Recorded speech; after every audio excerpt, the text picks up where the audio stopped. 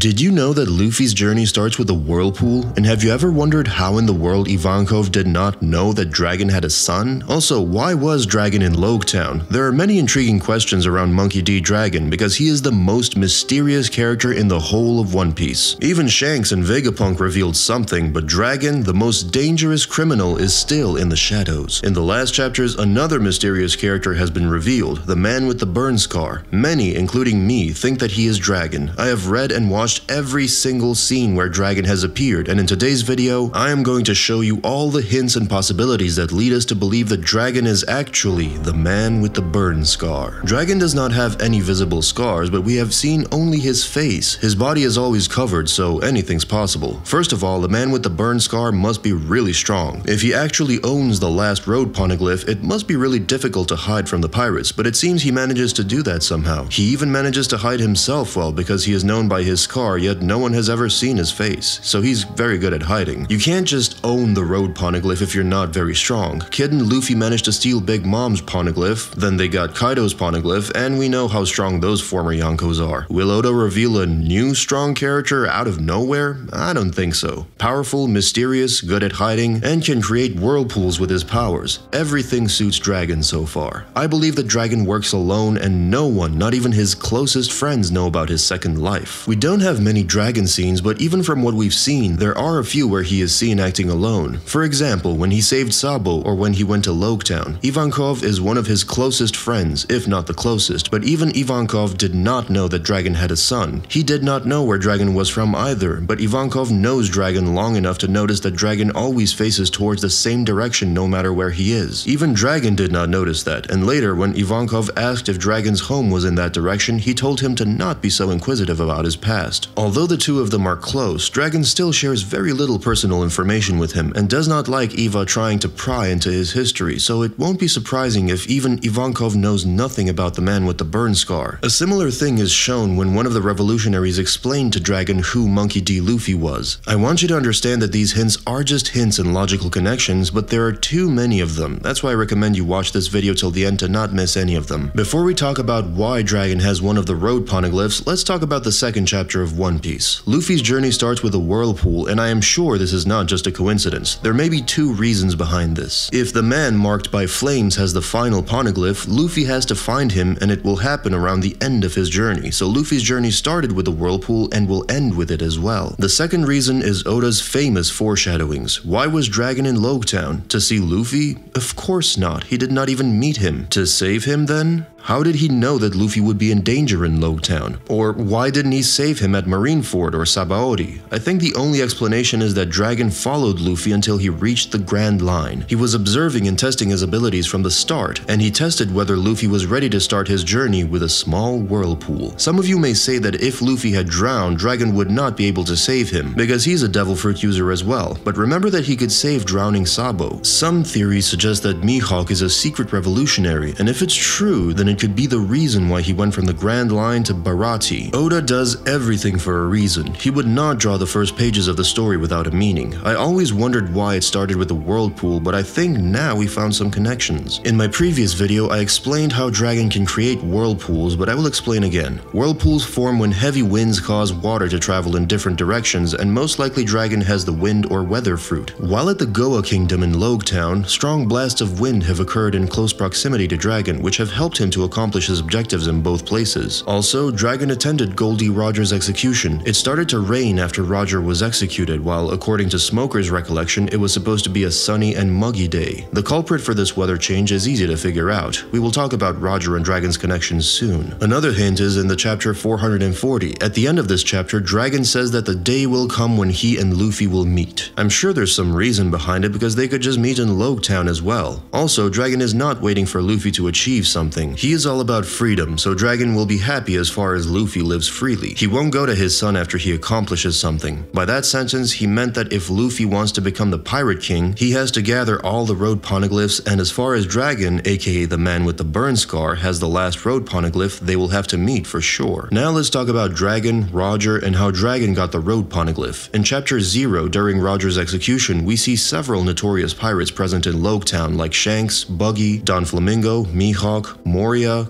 and Crocodile. We also see the infamous Monkey D. Dragon before he got his tattoo. Why would he have any interest in the execution of the Pirate King? Along with Buggy and Shanks, he is the only one who seems a bit worried or sad for the execution. I think that Roger and Dragon definitely met. I believe that Roger may have spoken a bit about the history of the world and the Poneglyphs with Dragon. After the execution, I believe Dragon was inspired to start the Revolutionary Army because the execution happened 24 years ago, and a few chapters before it was revealed that 22 years ago Dragon, Kuma, and Ivankov founded the Revolutionary Army. Also, in chapter 100, when Dragon was revealed for the first time, we saw Dragon with a badass self-monologue. That which cannot be stopped, inherited will, a man's dream, and the flow of time. As long as a man continues to seek the answers to freedom, these things shall never be stopped. These were the words of Goldie Roger. I believe Roger spoke these words directly to Dragon before having said it to the public in his execution.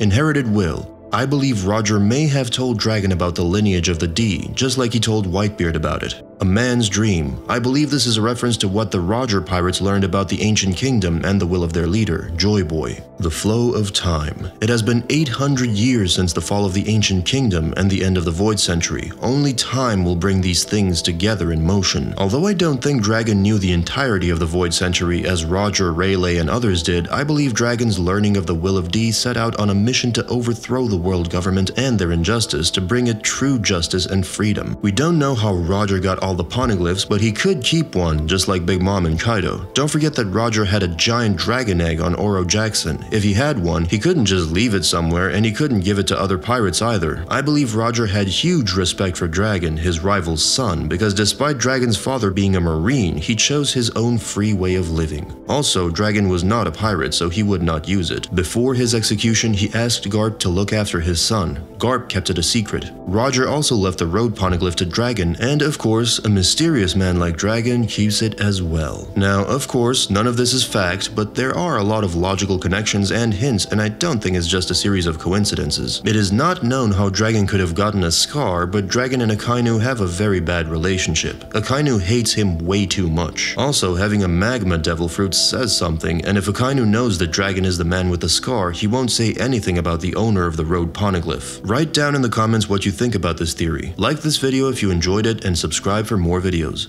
Bye.